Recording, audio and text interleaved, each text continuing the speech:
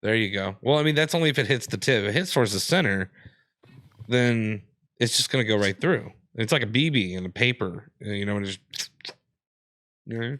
I mean, it depends on how thick the crust is. And it depends on how big the asteroid is. I agree. We got physics involved, right?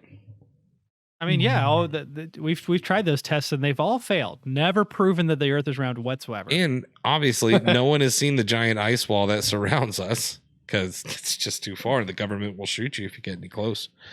Absolutely. So fucking dumb. God, I hate people so much. Did you see I was that to say, video? it pained me to listen to the conversation that the two of you were fucking having. Listen, Did you want to see the understand video? it, Mark? You have to get in the mindset.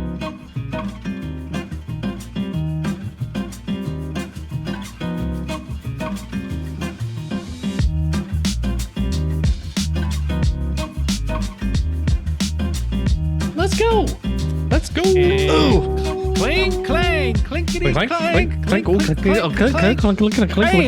clink, Hello and welcome to a very musical episode of Strange Happy Hour. I, of course, am one of your hosts.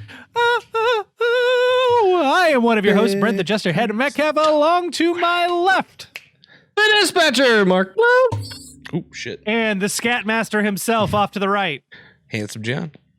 The scat master. That's very appropriate. There we go. Look at beautiful scat. Scat everywhere.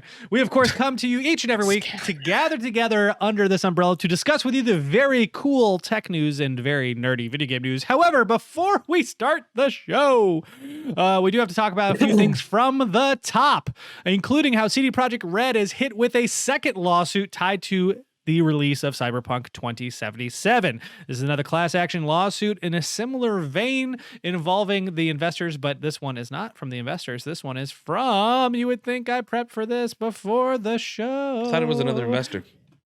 Management board with the registered in Warsaw hereby announced that it received confirmation of a law firm. No, the United States District Court from California. So they're talking about how their consumer protection as well. So this is after they announced their video this week apologizing.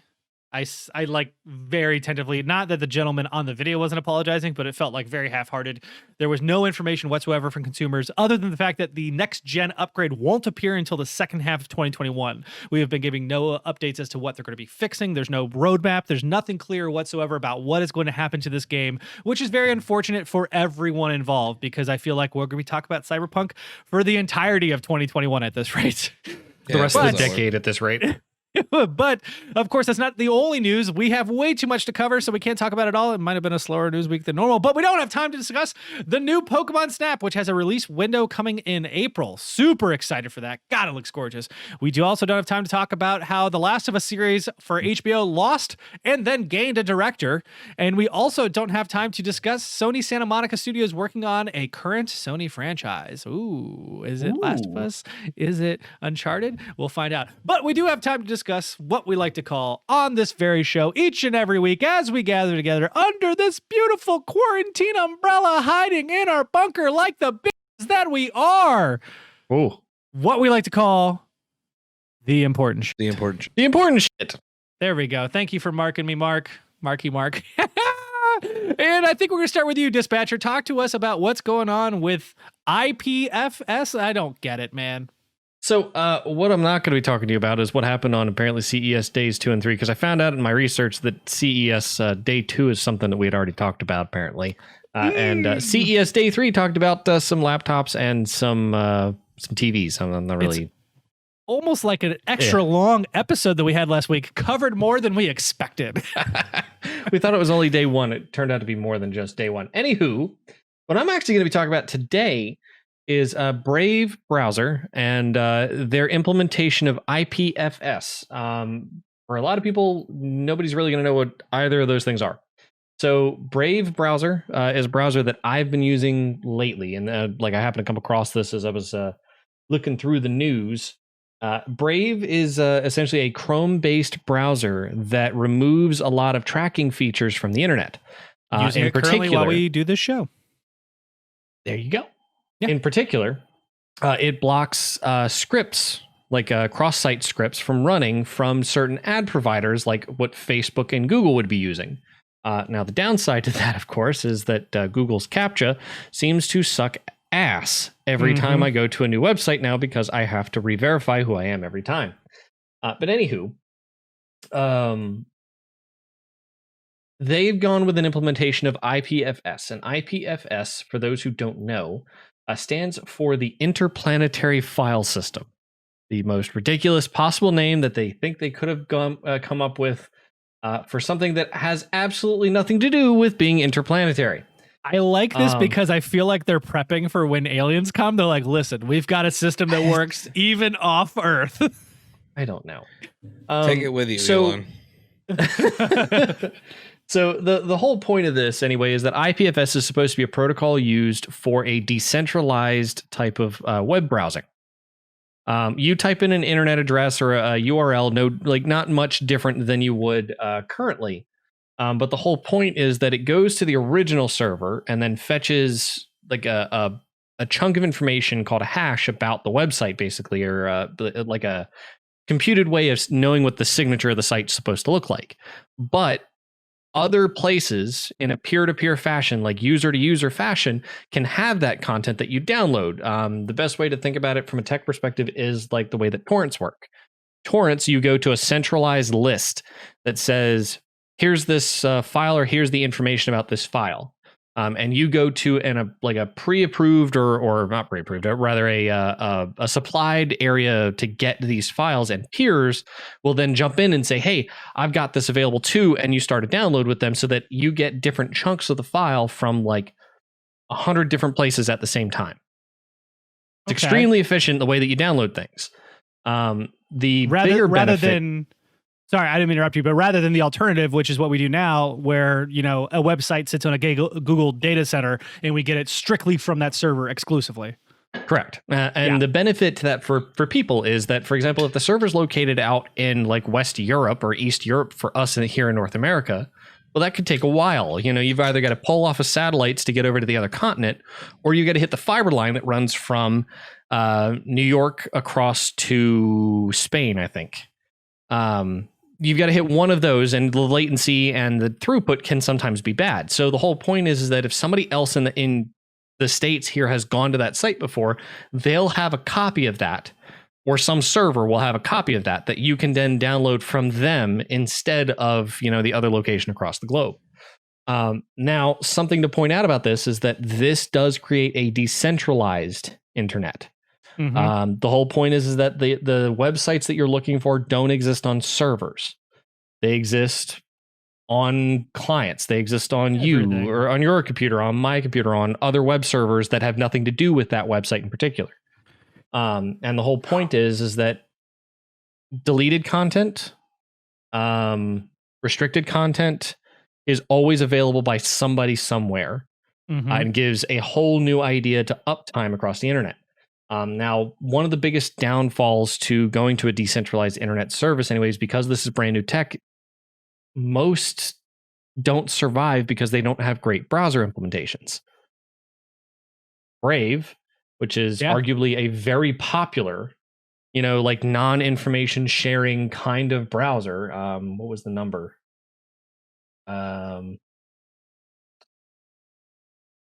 15 million. That's pretty impressive. It's in it somewhere. Nowhere near. I'll have to double check the Brave numbers, but it was something like the last number I had seen on a different article was like 15 million users on Brave currently. And IPFS is being integrated into that. Now, the benefit of them integrating that in a seamless fashion to where that the protocol thing at the front of it, like the HTTP, HTTPS at the front end of the URL only has to change to IPFS if the site's hosted, makes that extremely simple. They broke 20 million in November 2nd of 2020. 20 million. Very impressive numbers. And the whole point here is that if they've integrated IPFS and sites start integrating links to IPFS sites, and let's say that the browser gives some sort of generic way of integrating, hey, does this browser support IPFS off the rip? I think that opens up a whole new avenue for other websites to be able to use that protocol. Not saying that anyone or everyone is in a majority fashion going to be integrating it, but what I'm saying is that opens a new door for that to be there. And if Brave, being 20 million users strong, has the capacity to make that happen and make it at least remotely popular, and you see the first big site take the leap to jump over to IPFS, you'll see a lot more start doing that. And I think this is a really cool step in that direction to going to more, again, decentralized system where, yeah, sure, the technical know-how might be a little bit higher, but we don't have to have such a big dependency on cloud or Google for hosting or Facebook for actually for social media content. You still got to kind of depend on Facebook to some extent, but Yeah. the point is that the information that you're looking for is dispersed across the internet, which gives it better reliability, and can still have better security or better reliance on against censoring, I guess, is another big feature. Well, not only Pooh that, Bear. the big one for me is like we talk all the time about how it's becoming increasingly more challenging to rid yourself of these large tech giants, right? Like Amazon AWS hosts so many websites that if you were to try and get rid of Amazon out of your life entirely, it is practically impossible at this point. Right. Because they host too much. So if you're talking about moving to a decentralized internet where the web service hosting on server farms is no longer nearly as necessary because it's now just hosted upon devices that are all connected to this interweb, Right. holy fuck do you screw that economy. Yeah. Right. In a good way, in my opinion, right? Right. I mean, because then you're not. So, like, this kind of goes back to the It's not going to the help. parlor I would argument imagine from- heavier traffic things. Like that's not going to work. Not to begin with. So is it one but I way think or that- another? Is so- this like a so one-way I- street or? I think you'd be surprised. I think it would actually help more so in a heavy traffic scenario. The reason is because then you're not dependent on the server's reliance to be able to be quick enough to handle it. You just have to have enough peers in your area to be able to download that content quickly. And the idea is that you only pull for, like, we're located in Charlotte here. We would only pull within the Charlotte area, most likely just based on the population here, based on some of the websites that we look for. Now, if it's your first time loading content from that website and you're the first person in your area to load content from that website, sure, you're going to have to reach out to another remote location with the next closest peer that might be in Pennsylvania, to fetch that from. But going in a peer-to-peer fashion like that makes that still more reliable and still gives you a better response time overall. As long as the implementation's done correctly, of course. But to answer your question, John, currently right now, what most of the internet is that one-to-one. It's that one-to-one you're connecting to one individual. Whereas this would literally be, okay, well, this person has it. Well, this person also has it. And this person has it. I'm going to download from all three, and I'm going to download chunks of it so it expedites the stream. Right. So the worst case scenario is that it's literally the same speed that you're going right now. Yeah. Yeah, I mean, like Google and Brent talk about, that being the majority. That is the majority. Like Google, Facebook, Microsoft, Amazon, they're all exceptions in the sense that they use a geolocation based system. They read the IP address that comes in, determine the general location of where that IP address came from, and then will return to you an IP address to look up based on where your location is. So for example, for us here, we'll probably load from the Google location out in Raleigh or the one in Lenore.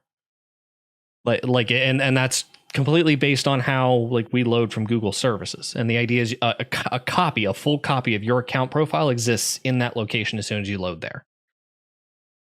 This is super fascinating because I think that this comes with a number of pros and a number of cons. And we've touched on a lot of the pros in the sense of speed, ability to get things that you may not, decentralizing the internet, those kind of things, but the lack of being able to censor. But the cons, I think, are looking at this, they're talking about using a hash, but I don't quite understand how this hash network works because it's cryptographic, but how strong is it? And if you start to break the hash, you then start to be able to basically look through this network to determine where people are. And this is going to be a good and bad thing because you can search people out by what they have on their devices, right? Law enforcement can literally take your computer and more so than ever before be able to look at the files that you have stored on there. Right. And that well, not should if you use be Brave, right? No, well, because Brave prevents scripts and stuff, but if you're physically pulling that device, it's different. Okay. Brave prevents other sites from interjecting things on the sites that you're viewing. Yeah. What I mean by that is like I understand that this is secure. I'm not trying to scare anybody, but there's always like with security, there's always the next level. Security always has to evolve for that to be useful. In reality, you could actually start tracking. If you understand how to navigate this, you understand how to at least read that encryption, maybe not break it, but be able to tag things. You could start tracking like, oh, these people are interested in these things and develop an actual web of just those things. Right. For good or bad, for like, hey, let's find all the pedophiles, boom. Or, hey, Well, I mean, doing a cursory research, those hashes establish identity hashes cannot be reversed.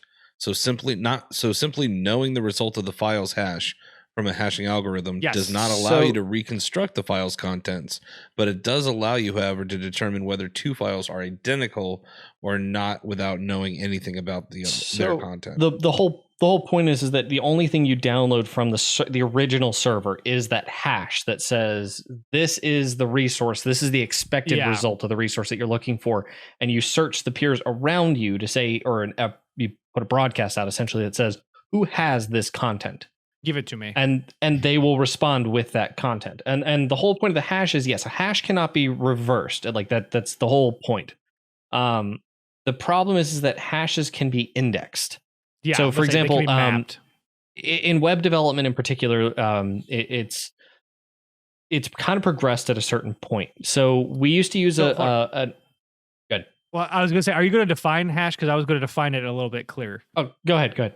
Yeah. So basically a hash is if you were to take your computer memory, there are holes in it because it doesn't evenly stack something in the way that we all imagine. There's always like, I did this process, I got rid of that process, that's now an empty slot. A hash just basically goes find the newest memory and we're going to store something in there and we're going to give it a key of some sort. So I want to store apples in a cart. Boom.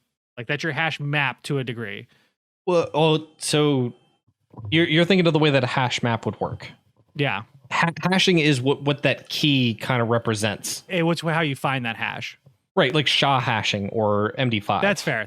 Yeah. So it's basically turning a block of... It's encryption, yeah. Byte code into a non-reversible string that's unique to that particular piece. Typically done by doing something iteratively. So like SHA 512 is done 512 times, that kind of thing. Yeah, well, that and the length changes too. Yeah.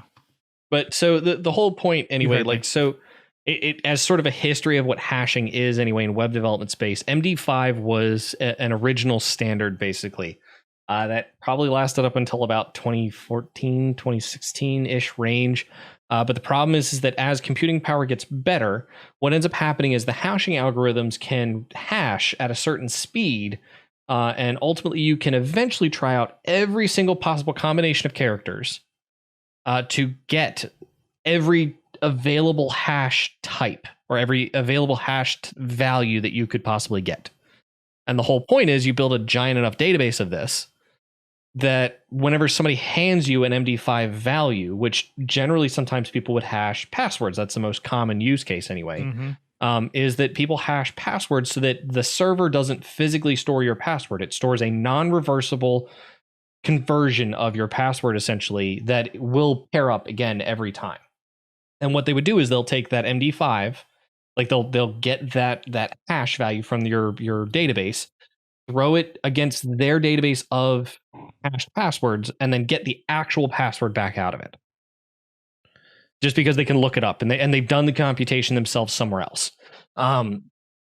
The point of SHA-1, SHA-256, SHA-512, SHA-1024, SHA-2048 is that they're more iterative and they're bigger in length, which makes them much more difficult to reproduce over and over and over again because we don't, from a computational perspective, have the processing power to do that in a reasonable amount of time.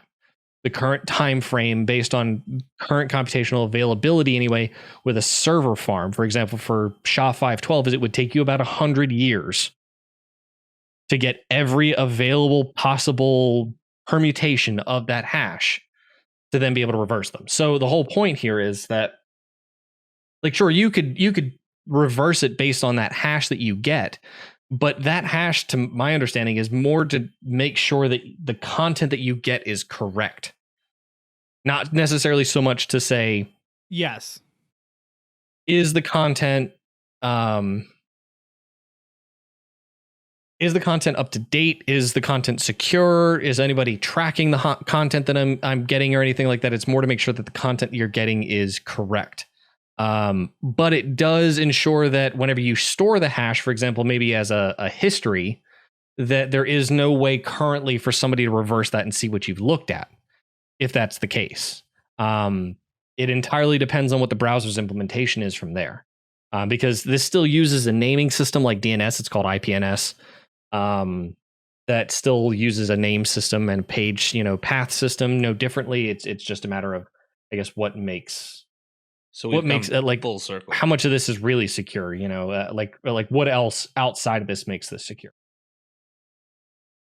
All comes down to the whether Google takes it and runs with it. Well, but somebody else is going to have to take the leap. Google's not going to be the first to do that. Yep. No, I mean, Google won't, Amazon won't, Microsoft won't. They benefit way too much off the current HTTP and HTTPS systems. There's no way in hell. Yeah. Elon I think this is super fascinating. I would love to see this grow. I hope Brave keeps it up because it's going to take time. So here's the security aspect. I just saw this. I'm sorry, from the IPFS site. The average lifespan of a web page is 100 days before it's gone forever. Okay. Which means that the hash will probably change between that time frame.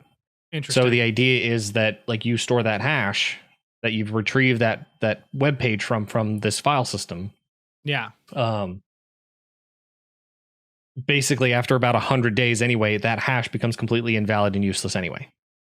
Oh, okay. That's the point. Is really before it's gone forever. It's not good it's not good enough for the primary medium of our error to be this. Oh no, for this fragile. Oh no, IPFS keeps every version of your files and makes it simple to set up resilient networks from. Never mind. It sounds like there's some more information we need to dive into. I see. I thought I had dove into this well enough to understand at least like what the hashing system was and how that. No one went, but you could understand this, Mark.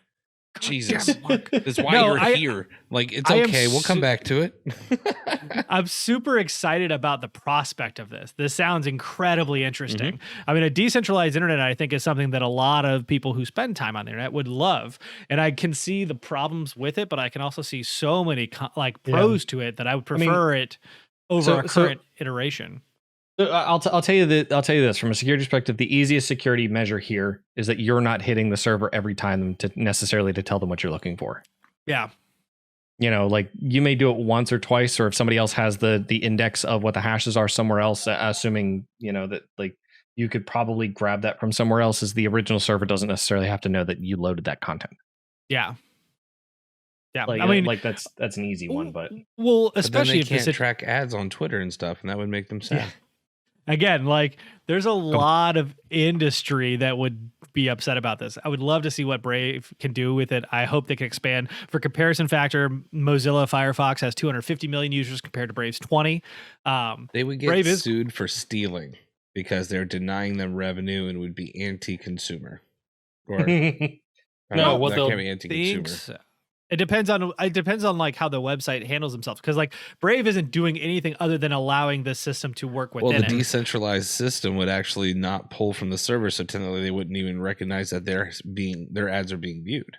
But a website would have to set themselves up to do this, right? Like you couldn't just turn this into something that just works tomorrow. A website would have to build itself in a way in which its server has that hash to direct you to the next person who has the contents. Well, to clarify though, from an ad perspective, this doesn't necessarily just help with that. There's still JavaScript in this. There's still, web page content that still has to be loaded through this protocol. The difference is this changes the protocol in which you're fetching this information. You're no longer just doing a single point-to-point server communication, server-to-client communication for this. You're now polling your peers around you to see who else has this, so I don't have to go get it from the server wherever the hell.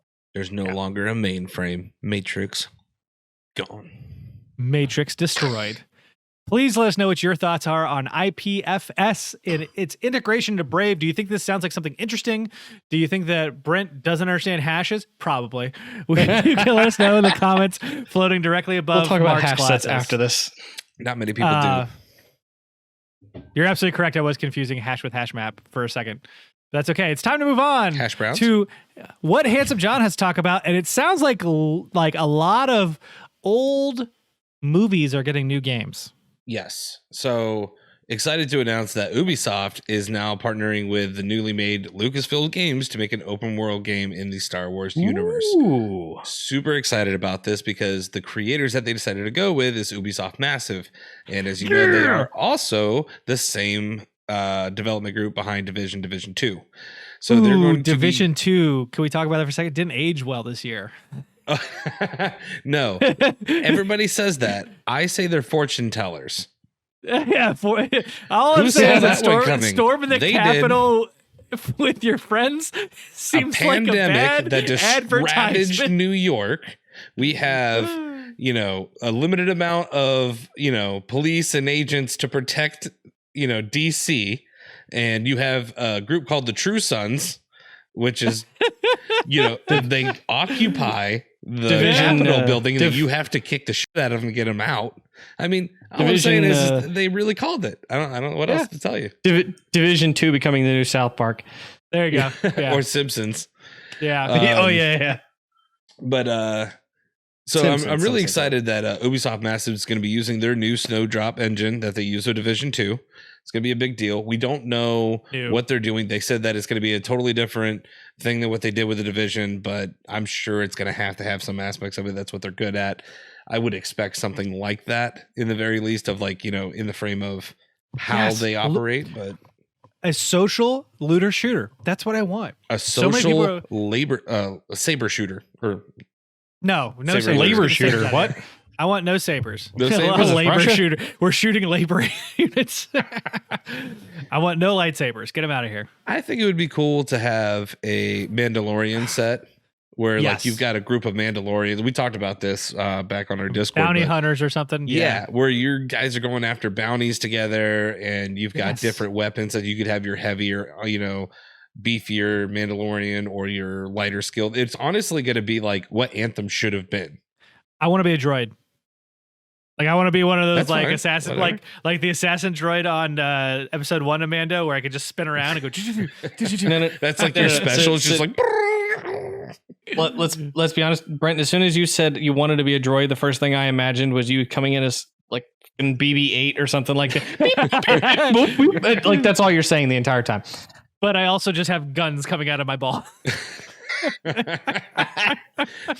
Guns coming out of your balls or your ball. Whoa! There's a lot happening. Austin Powers, baby. Yeah.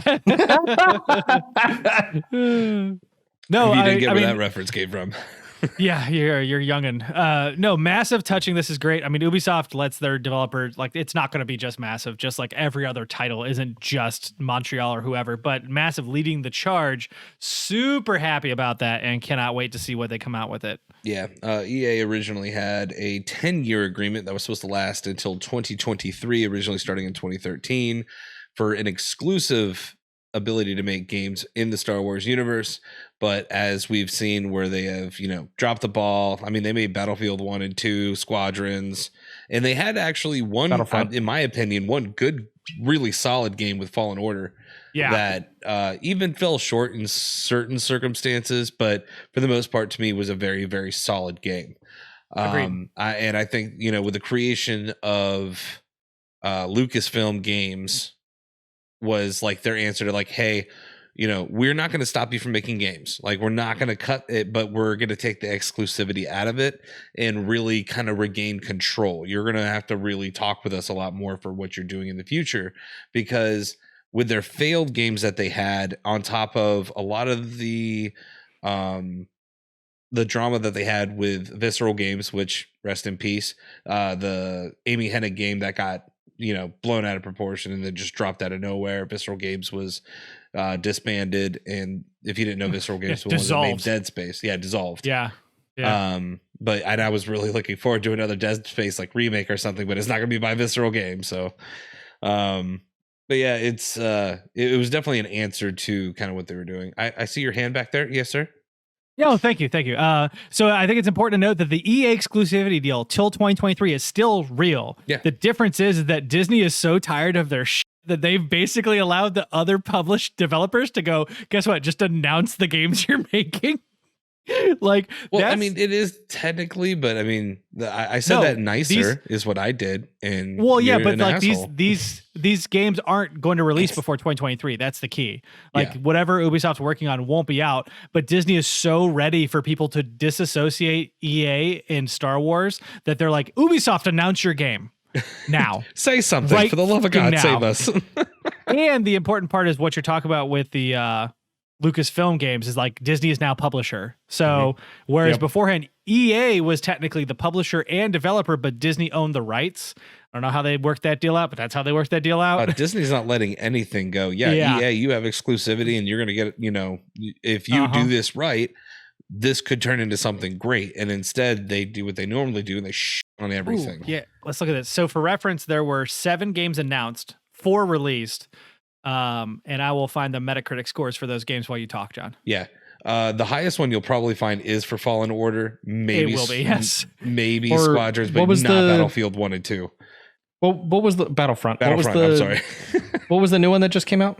That's It's Fallen Order. Squadrons. Oh, Squadrons. Squadrons. That's Squadrons it. is the newest one. Yeah. Squadrons apparently is doing pretty well, but Yeah. I haven't played it, so I didn't want to say anything on it, but I know Battlefront 1 and 2 I've tinkered, not my thing. I've seen some reviews on it. I'll say that the OG Battlefront 1 and 2 were where it really was at for the time, but yeah, the new ones just haven't had the same appeal. Well, having like the hero-based fighter was actually kind of an interesting thing, but it got dull and boring really quick.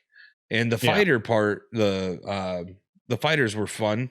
Yeah, you could play as Boba Fett or, as the Millennium Falcon. Like those parts were interesting, but they were so far and few between that it just didn't. I don't know. It didn't roll with me that well. It just felt like I was always at a disadvantage. They also shot themselves in the foot because Battlefront, like the first Battlefront game they released, was okay, had no campaign. That was the biggest complaint, right? Yeah. Like people thoroughly liked it. It had a Metacritic score of 73 on PlayStation 4. So User much score is That's not about a bad. 5.1, but it's overall fairly well received. It's In the a playable game. Yeah, in the second one, they were can't say that about Cyberpunk.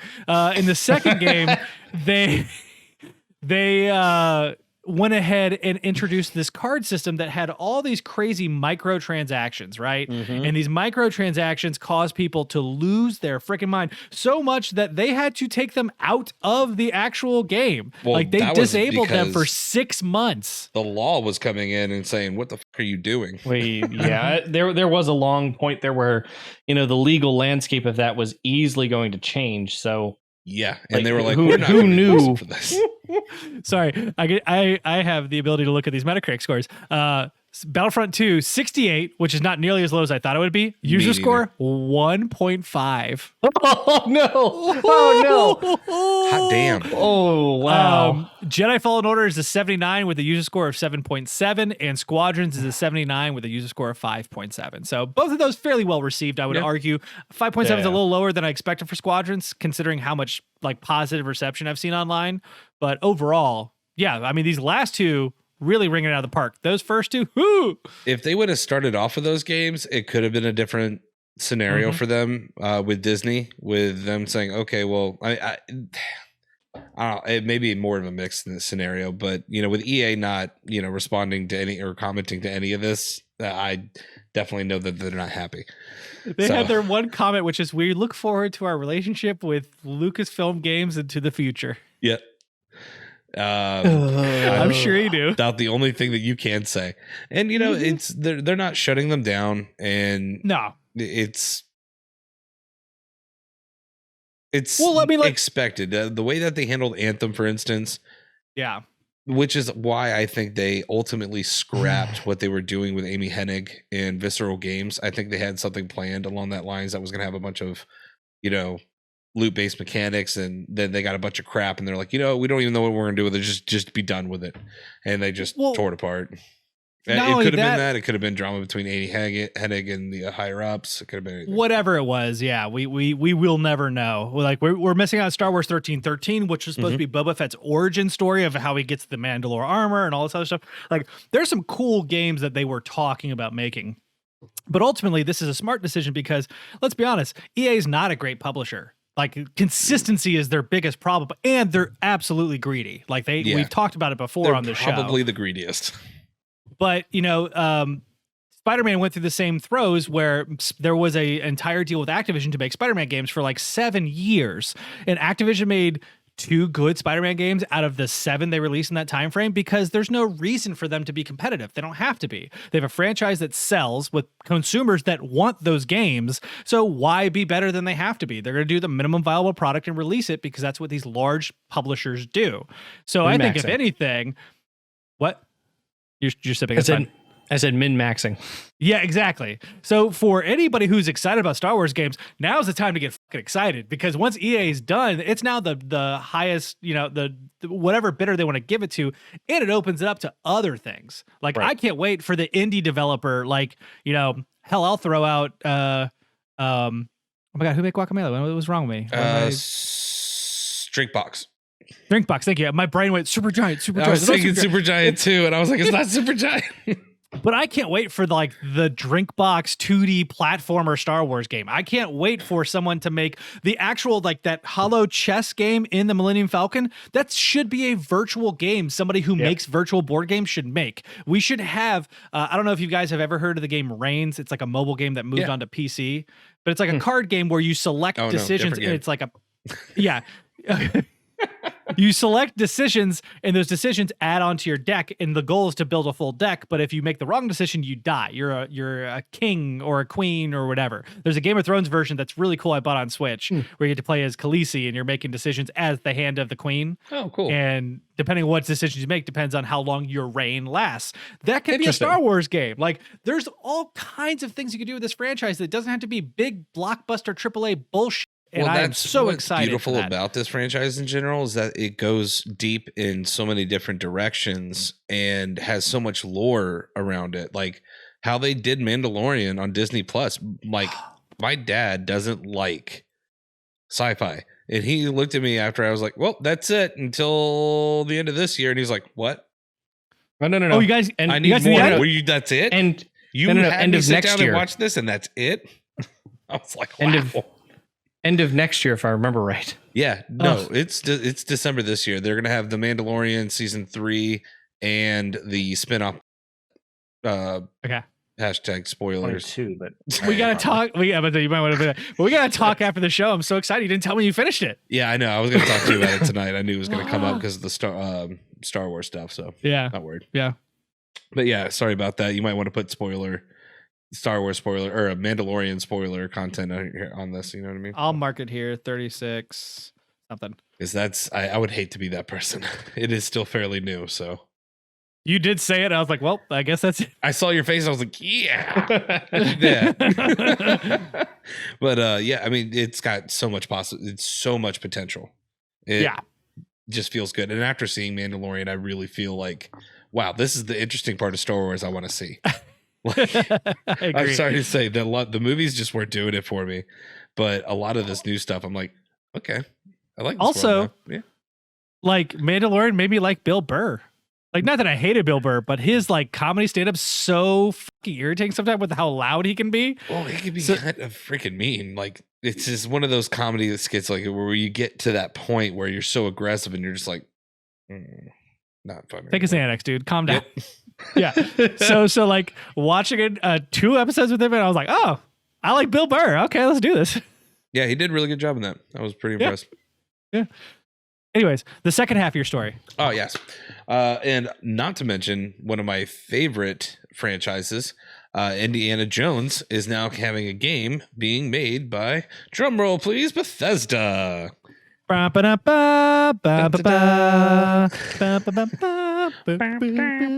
was really hoping you'd chime in, Mark, and this could have been a moment that we had in our clips at the end of the month, but you fucking ruined it. But it's still a clip. The Machine Games, the creators who made Wolfenstein, New Order, and the new Colossus are going to partner with Lucasfilms to make an Indiana Jones game. There hasn't been any word on what kind of genre game this is going to be or pretty much anything else, but based on the official teaser that we saw, where they saw the Sistine Chapel, Vatican City was possibly going to be involved. That is most likely going to be taking place like in the 1930s, 40s, Italy. So it's going to be very interesting.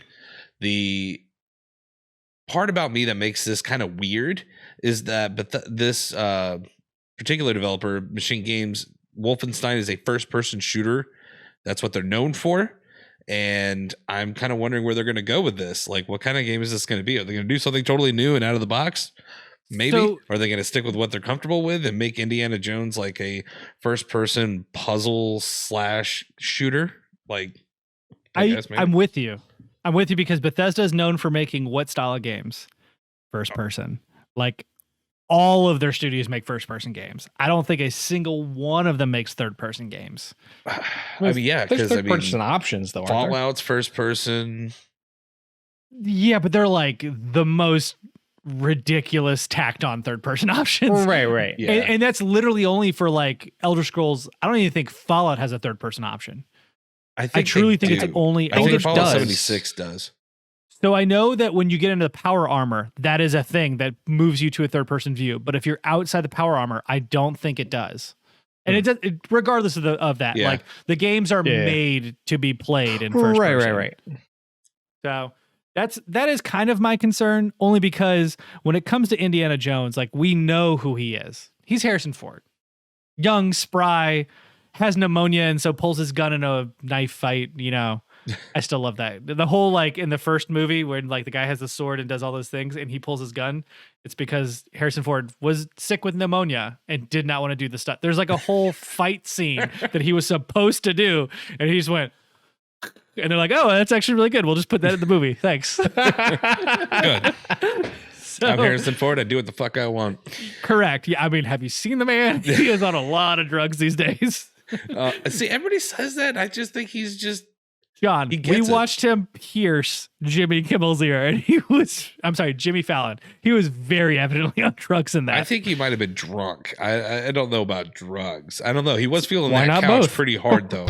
He was like really like, oh my god, this thing just wants to. My hands want to fuck it. But the one thing that this IGN article really points out, I didn't even think about that, is Wolfenstein is a killing Nazis game. What does Indiana Jones do best? Killing Nazis. Kill Nazis. So I actually think that was actually a very well thought out choice. But there's also a Indiana Jones movie that's coming out in 2022, which will conclude Mhm. the character story, which will be I'm actually kind of interested in it to see what they're going to do with it. Yeah, I know people hate Crystal Skull, but I actually am a fan of Crystal Skull. I did hate that movie. Yes. Yeah. Yeah. No. It was the CGI really, I was just like, fuck this movie. CGI is real bad. I won't defend that in any way possible. But I actually do enjoy that movie because I enjoy when they move away from Christianity mythology. Yeah, it was the aliens thing that also threw me off. I'm like, this just isn't Indiana Jones. So what's bad for me is Crystal Skull is the only, like I watched a lot of the Indiana Jones movies when I was super young. Yeah. So Mark. I don't just remember stop. them. Just But- stop talking. Crystal that's right, Skull you're is like the 10 only years one I younger even than us. remotely remember going to see at this point in my life. But yeah, I didn't want to tell you that John and I were looking for a reason to kick you off the show, and we found it. So I'm sorry. This is the last episode. I never said it was good. So my question to both of you then, let's go through both of these titles. Like, what do you expect and want for the Ubisoft game, and what do you expect and want from the Machine Games Indiana Jones? So for me, with the Star Wars game, like I said, I want the Mandalorian, quad set up. Everybody hop in, hop out, kind of like group scenario where you can get randos in if you want, if that's your thing, or you want to have a set group of people and you go out and do bounties and you have an overarching story. That would be really cool. And for the Indiana Jones story, I really want a heavy puzzler. I think that some of the best, coolest parts about being Indy is that he is able to figure out how to navigate the overarching mystery and the puzzles within the temples. That's what makes it fun for me. Kind of like the Uncharted series where he's trying to, figure some stuff. That's why I enjoy Uncharted, is because that was like the Indiana Jones game for me. And now they're making a real Indiana Jones game. I'm like, oh, please do it right. Like, I'm totally cool if you want to have some shootouts. Obviously, Indy gets into some shootouts and gets into you can even make that a puzzle type. Like, what's the best way to get out of here without getting hurt thing? Like, cool. Use this for cover. You have traps that you can do this with. That's cool. But I really want strong puzzles. the right level of puzzles for what the game is. So Marcus? I guess you said for both. Yeah. Star Wars, go to see. I would guess like from a Star Wars perspective, I would Not what you hope- think, what you want. Right. What I would hope for is probably something more customizable, something more tailored to like the individual. Sure, you can tell a story, but if you're going to do open world, then the story needs to be able to customize around how the user plays. Mhm. And maybe this is reaching a little bit because, and we're talking about Ubisoft 2, which means that like a lot of Assassin's Creed elements can definitely come into this too. Yep. Like open world games is definitely what they do, which is great. But I think having an adaptive story or sort of a more customizable story of like things show and hide based on how you've treated and react and made decisions, on the other things. Now granted, that's more of a Bethesda thing. No, or they did it in Valhalla. That's true. You make alliances and stuff like that, and those choices have an effect in the future. But I would definitely hope to see, I guess, more of that in there. So, like, I guess the biggest thing that I'm drawing on from this is KOTOR. Okay. Nice. Now, granted, to full disclaimer, I've never played KOTOR. I have a lot of experience from friends who have played KOTOR anyway, and watching them play, and like having played the game through them.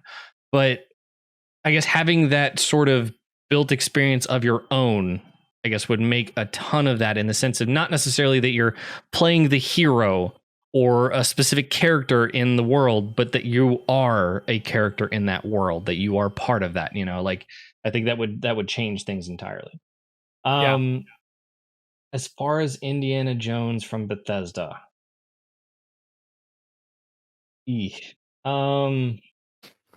I don't know. You can say you don't know, but I know you haven't really spent a whole lot of time with it. I would say maybe Bethesda needs to clean up their play style. Maybe needs to focus more on storyline with this one as opposed to making it an open world freestyle game like the rest of Bethesda's games are. Mm-hmm.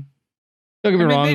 They do short stories. I mean, Wolfenstein was pretty much linear, and I guess. Okay, I have no experience with Wolfenstein there, but I guess going with something that's more on rails there is more along the lines of what Indiana Jones is, as opposed to free and open exploration. Like Indiana Jones, to my just it doesn't have, I guess, the full, like, it has an explorative nature to it, as far as where you're at, but the storyline itself doesn't branch a tremendous amount outside of the actual story that's being told. And it almost seems backwards, but again, Wolfenstein may have been a true testament to their ability to do a more on rails type environment. I mean, they did Dishonored, they did The Evil Within. Bethesda's the publisher, but Machine Games did not make those games. Oh, that's fair. Yeah, I should be looking at Machine Games. Yeah, I guess, I don't know much about Machine Games there either, but I guess, having, I guess them focusing more, I guess, along a singular storyline would definitely be more diversive too for Bethesda there as well. But absolutely, I don't know. I guess making sure that you focus on the in depth of the individual story. Yeah. Okay. For my Star Wars spec, I'm going to steal a little bit of what both of you said, which is I do agree, Mark, with you on the adaptive storytelling. I would love a world that feels a little bit more lived in and more Witcher-esque. Yeah, like something that's a little bit more reactive to you, especially in the sense that, like, we again, 2023 is the earliest this game's going to release. So we know for a fact that this game's going to be a long ways away. By then, we're fully into this current generation of PS5 and Xbox Series. PCs are also ramped up. Like, we're moving into a direction where we're going to have higher technology. So I think that's going to be a little bit easier for them to pull off. Division had small, like, spurts of this, but it wasn't nearly as much as I'm kind of envisioning. But I do also want that Division, like, social aspect. I would love for this to be like you're talking about, John, like a bounty hunter. Or I've also argued, if this takes place during the Clone Wars, being a squadron of troopers, like going in, you could customize yourself a little bit, not nearly as restrictive in like having only a white armor or whatever, but like being alongside Jedi, seeing the fall, and like the one thing that Clone Wars, the animated series that started on Cartoon Network and ended on Disney Plus, did really, really well was actually make that war feel visceral. Like I have recently gone back and rewatched all the movies up to the 7th film. I actually haven't finished the 7th film. I need to go back, and the last trilogy, I'm just kind of like, whatever. I've seen that recently. But I finished Clone Wars and I was like, oh, well, I heard the show is really fun. I should watch that. Turned on one episode and instantly was hooked. And I've been watching it ever since. And it not only makes it like so that you understand that these aren't just generic characters, which the movie does a terrible job of, but you also understand it's a real war. Like there are real losses and ramifications, and they showcase that in that. And while I don't think it's like a bad excuse, like I don't think you shouldn't watch that, it's also really hard to get into. It's 10 seasons long. Each season up until the last 3 are 26 episodes long. Like it's a lot of content, and you can't justify that for everyone. It's hard for me working from home, sitting in this desk and moving downstairs. Like that's my commute. It's still difficult for me to be like, cool, I'm going to watch this entire thing. It's going to take time and forever. So putting that into a game format where people can kind of consume it and also enjoy it in a social aspect, I think would be wonderful. Right. And for Indiana Jones, I want Uncharted with less combat. Like I don't think the combat is bad in Uncharted. I think the combat's super solid. But like that's an Uncharted game. Exactly. Like thinking of an Indiana Jones scenario, thinking about everything I know about Indiana Jones, which are the 4 films and like an episode of Young Indiana Jones. He is resourceful in getting out of situations. It's rarely a firefight that he sticks to. It's almost always a means to escape. Mm-hmm. So exactly what you were talking about earlier, John, of like, I want this situation where I'm going to puzzle solve my way out of scenarios, not fight in scenarios. Yeah. So, but we'll find out in the future. Please let us know what your thoughts are on what you want Ubisoft to develop for their open world game, as well as Machine Games Indiana Jones game. You can leave that floating directly in front of the triangle part of John's shirt. God, the sacred symbols. And now it's time to finally move on to my topic of the show, which is a very untraditional topic. It's not a news topic. I actually was once again invited to a week with Luna on a free beta. So I spent the moon week, of the Amazon. Luna, the Amazon streaming service. So I spent a week playing games through Amazon's video game streaming service on both, or not both, on my work PC in the Chrome browser, on my gaming laptop that I have here that we're recording on right now, on the browser and the native app, and on my phone. So those are the 3 devices I chose. I could have put it on the Fire Stick. I chose not to do that because I don't do a whole lot of stuff in my bedroom with the television other than watch it go to bed. This was an experiment. You had a job and you failed. I think I completed. We expected 75%. a full review with notes. I completed 75%, which is passing. Thank you. Barely. Thank you. Okay, if you so did 75% of a surgery, they would still die. I'm just saying. It depends on the surgery. So, looking at Luna, I was a little skeptical. Like, right, we've talked about Stadia. It's circumstance. All of us have played Stadia in some degree or another, and have not been satisfied with our experience, at least not early on. I don't know when's the last time you guys have touched Stadia. I have not touched Stadia in quite some time. I don't know. I've touched the controller recently because I moved it from one dusty part of my desk to a different dusty part of the office here, but that's about it. On it and you had to clean it off. You can use a Swiffer duster just in case you're wondering. It's not going to get that off. No, I mean there's a finger there's like a handprint shaped, like non-dusty section on it now, but like that's about it. Perfect. Okay. So I was very curious when Amazon announced this, of course, right? Like we've talked about their studios, how they're kind of floundering. Crucible was a giant embarrassment last year where they announced it and a month later unannounced it. Never mind. It was not great. So going into this, I was highly skeptical. And so I started on my phone. I'm using a Galaxy Note 10. That's what I've been using for quite some time. I use it to stream my PlayStation. I have the PS4 controller here, and so I will stream my PS5 here, play PS4 games on my PS5 via my phone, enjoy the hell out of it, and it works very, very cleanly in my house. So booting up Luna, it worked wonderful on my cell phone. I played. Actually, I can probably pull this up because that would make it. Did you play on Wi-Fi or a cellular signal? You have to play on Wi-Fi. You cannot play on cellular signal. Interesting. It's similar to most streaming services. The PlayStation Remote Play won't allow you to play without cellular signal. I'm sorry, with cellular signal, you have to play on Wi-Fi. I thought Stadia required it, but I could be wrong. It's been a while since I played with Stadia. The rules I change. don't know. Unfortunately, I have an iPhone now, so I can't even go back and tell you what the hell capabilities for. So the first game I played was Shantae Risky's Revenge. So if you're not aware, Shantae is an old Game Boy Color game. I figured if I started the bare minimum product, if it doesn't work, it's not going to be great. Yeah. And Shantae was a lot of fun. It worked really well. I played for about an hour, enjoyed it. Moved up to Ease 9. I'm sorry, no, I moved up to Control, actually, because I have played Control recently. John, you and I have discussed this. I'm familiar with the game. So my goal was to try and find games I wasn't familiar with and games I was familiar with to kind of get a feel for it. So hopping into Control, I ended up playing for about 30 minutes. And on my phone, despite the UI being incredibly tiny, that game worked like a dream. It looked incredible. Like the small screen size allowed those textures to really pop in a way that I did not expect. I really enjoyed every aspect of it. No lag.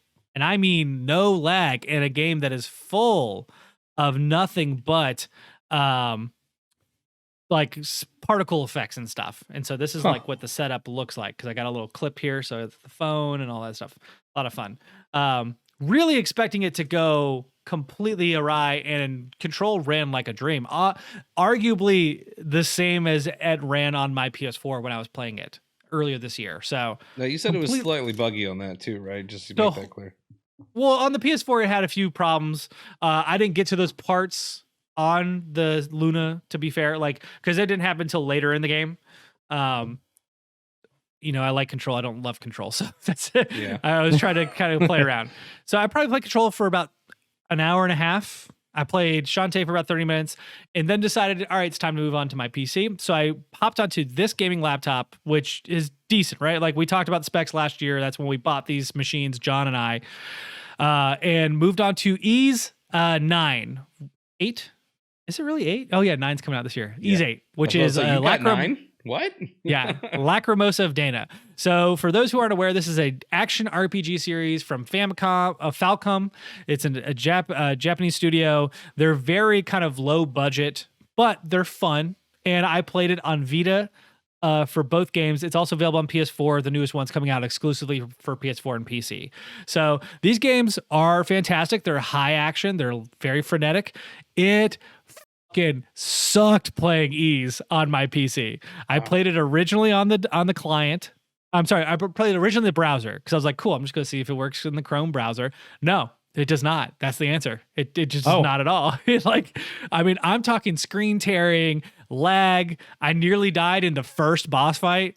Like the easiest boss in the entire game, I nearly died because the game would not register my rolls to dodge the attacks. Oh, yeah. No.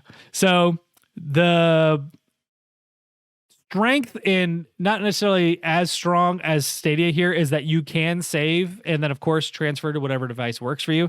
But you have to get to a save point. You can't just end it and get a save state, which is what Stadia does, right? Like Stadia just saves the entire state of what you're playing and loads it immediately back up the way you had it. Like now, this comes from the disadvantage of running the Windows version of the game, is because they're running the Windows version of the game. It is nothing but that.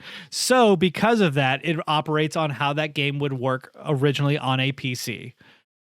So for Ease, it has save points. I had to get to a save point in order to move on to the actual client that they ask you to download onto your PC, which I did. So I saved, brought it back up. Worse than Chrome. I couldn't believe it. Wow. Yeah.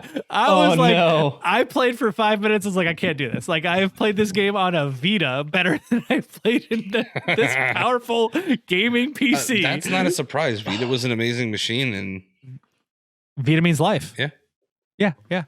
So moving on, I decided to try Control because I was like, all right, well, maybe it's the game. I don't know. I didn't look into reviews. I was just curious. Dive into Control, unplayable. Absolutely unplayable.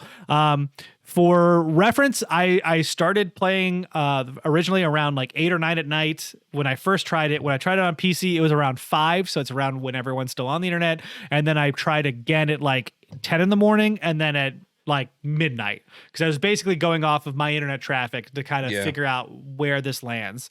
Arguably the 5 o'clock worked the worst, but still worked well on mobile because I moved it back to mobile and played ukulele on mobile. Completely fine. Ukulele, like a collectathon platformer. Perfectly content with enjoying that. So no issues, no bugs. I played ukulele on Switch. It was better than playing on Switch. So that was fun. From there, I moved to Abzu, which is a nice, gentle game similar to Journey, where you're just floating around as a diver. Played that again on my phone, and then The Mummy Demastered, which is like a 2D platformer. Was Again, Abzu made by that game company? Made by people who left that game company to start Giant Squid. Giant Squid. I was thinking Octopus, and I was like, why is that running in my head? They just released The Pathless on PS5, which people are very happy with. I've been meaning to check it out. But my overall impressions are that this on the mobile platform is incredible. Like, it requires a gamepad. You cannot play without it. I don't think there's any on-screen controls. Like, I know Stadia has that option. Luna did not. It as a matter of fact, it wouldn't even load if I didn't have my gamepad connected. And one of the few bugs I had is if you don't touch the gamepad and you have to refresh the browser, you have to then touch the gamepad again for it to register.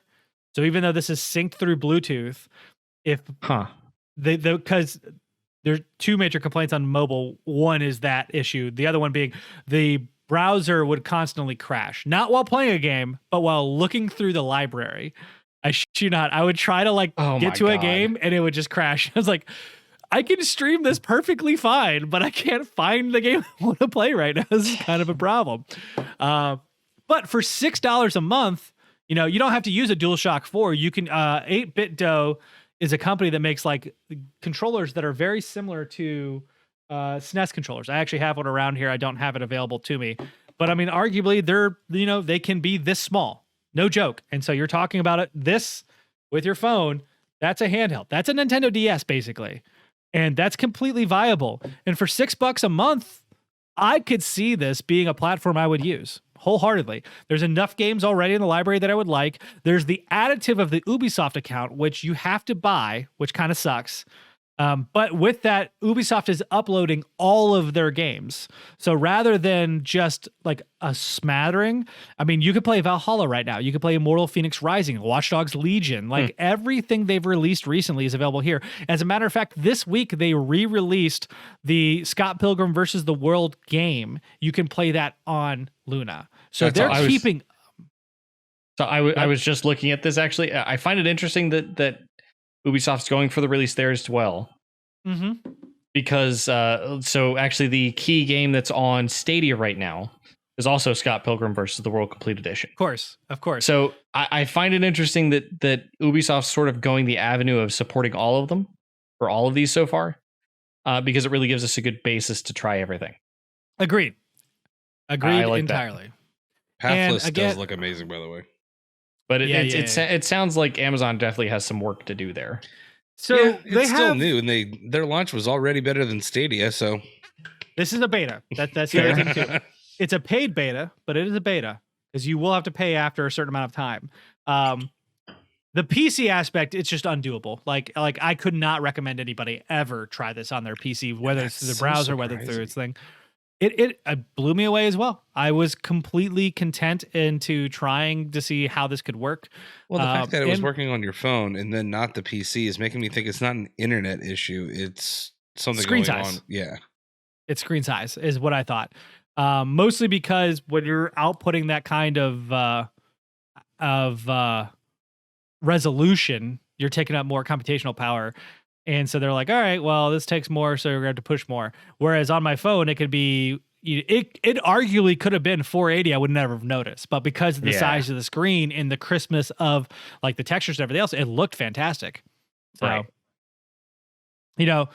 overall, I think if you're going with a game streaming service, I have not tried xCloud, so I can't speak to that. But between Stadia and Luna, I'm on Luna's side. Like Luna already has equal, if not more, releases. They have games that I'm interested in, and they have the additive of the Ubisoft channel. Now that costs you more money, but overall, there's an Ubisoft channel on Game Pass too, isn't there? Yeah, but it's not additive. You don't have to pay more for it. But Stadia had Cyberpunk running really well, except oh wait, they don't have Cyberpunk anymore. It's the only. I went to Stadia because I was going to make the joke of, oh, Cyberpunk runs really well on Stadia and everything seemed to go well, with that, except if you go to their store, it's no longer available for sale. That's amazing. That's awful because that's the only place it was playable.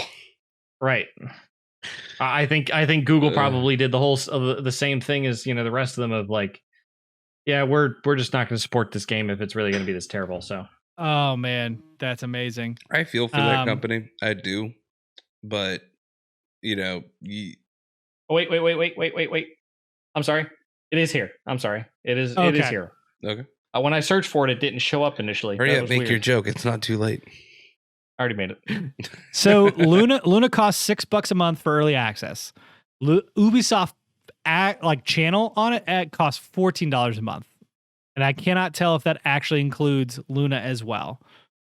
So that would arguably be the biggest downside. I mean, if you're in the mood to play, if you do that, obviously you're like, all right, these are the games that I'm going to be playing. I want to knock out playing my Ubisoft games and take that out. They do have some Division's got some games of service stuff, but most of them you could play just to knock out within a couple of months. So is any of that based on the idea of an Ubisoft Plus subscription or? Yes, maybe. It has the imagery for Ubisoft Plus, but it doesn't give details. That's like another big problem is that the communication on this, because it's through Amazon site. Like if you go to Amazon.com/Luna, you can find everything you're looking for there. And it's a little bit cumbersome to get around. And I completely understand that this is early access, and I don't think they're necessarily looking for everyone to hop in right away. They're trying to test this over time. But it is a little frustrating because trying to find the proper information can be cumbersome. But for me myself, I am going to my father's this weekend to spend some time down there. I'm bringing this.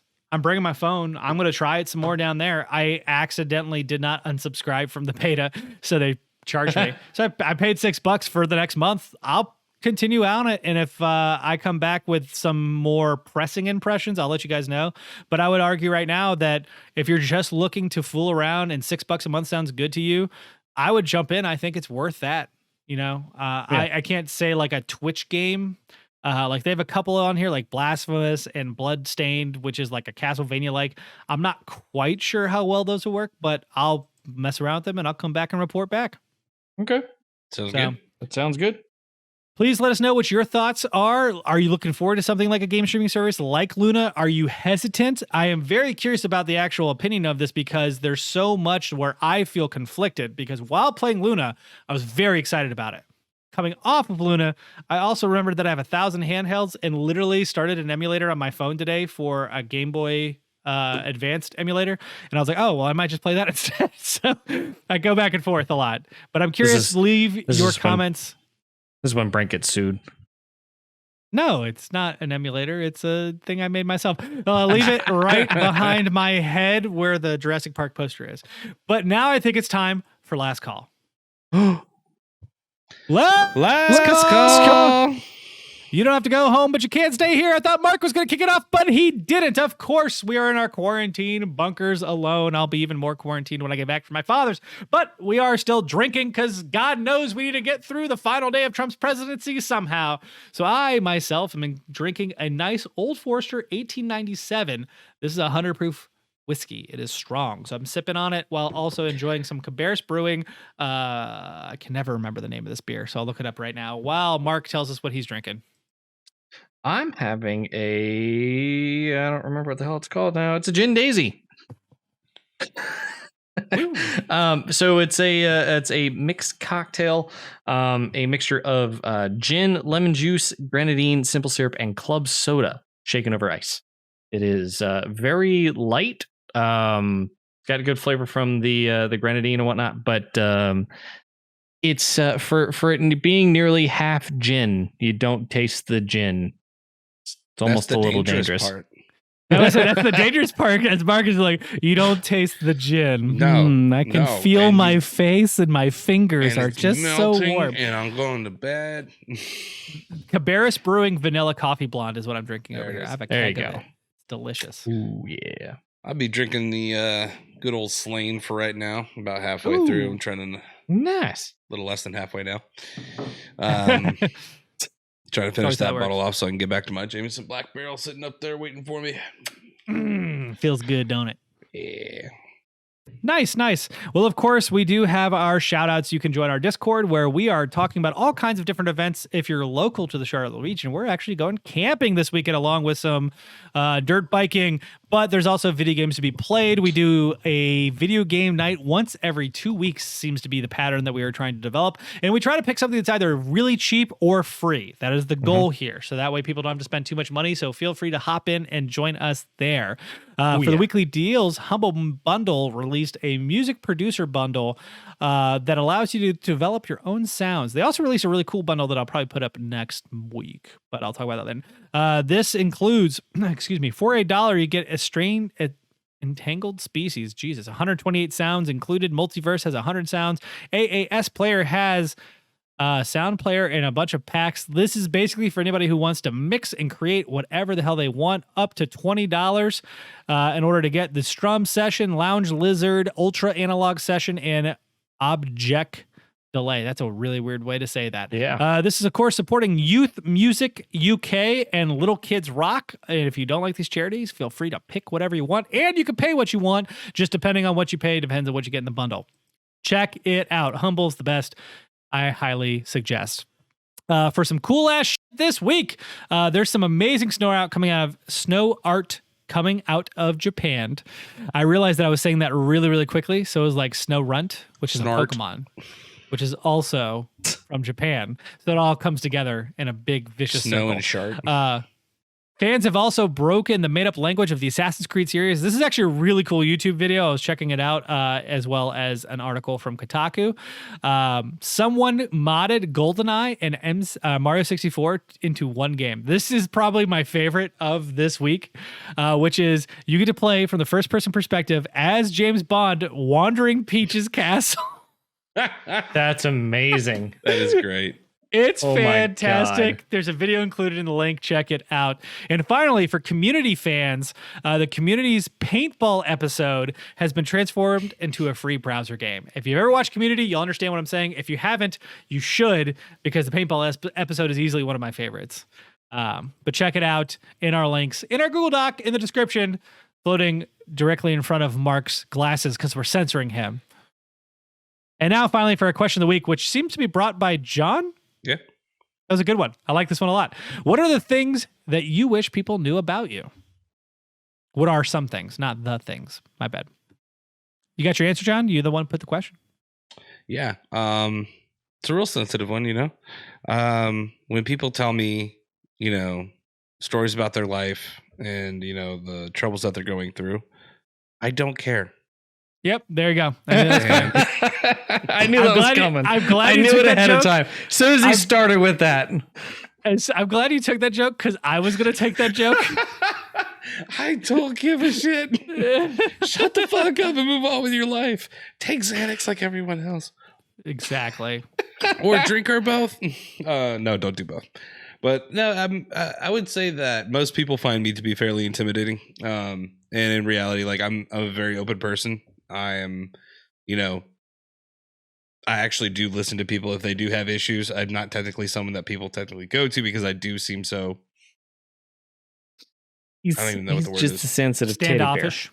I'm an intimidating personality. It could be my resting bitch face, the way I look at you. I might be analyzing and you think I'm judging you or whatever, but in reality, I am listening, and I try to be helpful in most circumstances, but when I can. But it's I'm actually not as much of a dick as people originally take me to be. Really? Are you? Except Are you really? to my Are you sure about friends. that? Except to my friends. I'm nicer to strangers than I think I am my friends. I think that's about right. Yeah, I think it's fair. For myself, this is interesting. What do I wish people knew more about me? I would definitely say for someone who just meets me, I am far more personable than I come off. We joked about it, but steal seriously, mine, motherfucker. Seriously, that is the case. So- I come off very brusque. But also, I love to talk, despite the fact that I don't typically engage people in conversation. What? You're only the host of the He doesn't podcast even that probably know speaks himself. like 85% of the time. but No Do you way. understand what this show is? I'll say a subject and you take it and do the subject. You're just mad because I talked a lot during your topic today. Okay, get over it. I happen to know a lot about it. Thank you very It's much. fine. Okay. No. What I mean by that is like when I meet people for the first time, I'm not standoffish, but I'm very short. I'm very short and to the point of whatever our discussion is. I'm not mean. I'm not trying to like be rude. I just typically like I choose who I hang out with. You're gauging very personal level. essentially, like kind of what they're saying, what they're doing, and you're like, yeah, where do I classify you and where we talk about? And so, like when I meet people, I think it's truly important to understand that I do love to talk. So if you come up to a topic, especially outlandish topics, like if you're just like, did you know that the moon is made of cheese, but also the core of the earth is made specifically of brie cheese? I'm like, let's figure this out. Come on, talk to me. I want to have an hour-long conversation about how the core of the earth is brie cheese. Because other than that, like I wear a lot on my sleeve. Like I feel like you can see that I read a lot because I have books. I've got Jurassic Park, so that means dinosaurs. This is weird to angle. And I've got the Joker over here, which means Batman. Psychopath. And then I talk about video games on this every day, so every week. So not a whole lot missing behind there. I like Pokemon too, in case you didn't know. I also like to cook. So Yeah, there's that. That's true. Yeah. what about you, Mark? So I think through the podcast anyway, I do a pretty good job of showing off that, you know, I'm a tech head through and through. Like I'm a nerd. I'm a fucking nerd through and through. Like that's where my passion lies 100%. But, I am like, I have pushed myself more over the last, I think, 5 to 10 years, I'll say, to come out of my shell more so. But that doesn't mean that I still don't manifest some things internally. So the problem is that Brent, you and I talked about this a while back too, where we're both tremendously shy with brand new people. Yeah. You know, Brent, I would arguably say that you do a better job of, you know, showing that you're not as shy probably up front because you're willing to have very open, broad conversations with people from the rip. But I have a hard time probably just communicating some of that stuff up front. Like if I meet somebody brand new and unless there's a topic that we click on from the rip. Yeah. It's going to be very difficult for you to get me to sort of come out of that shell unless there's another medium or something like that. Yeah. Just throw a Playboy in front of him. Just like, here you go, Mark. Whack away. Yeah, sure. Where'd that lotion come from? Ooh, if you're masturbation enthusiasts, you know, I mean, there's a whole community of us. There's a Facebook group, the whole thing, you know. I'm gonna feel so bad for Mark. Someone's gonna see him on the street and go.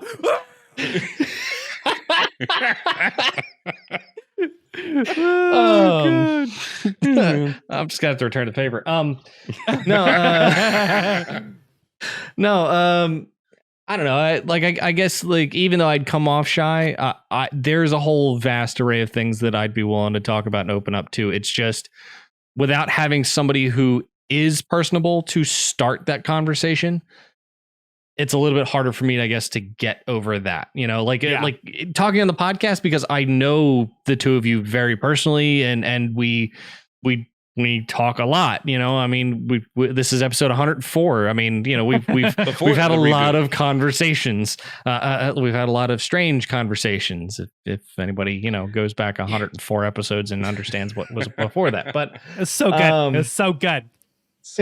But, I don't know, new people. It's always hard with new people, you know, like, yeah, I can seem social here, you know, talking to a camera, but it's a lot harder, I guess, meeting somebody new face to face. Everybody's got the barrier of entry, man.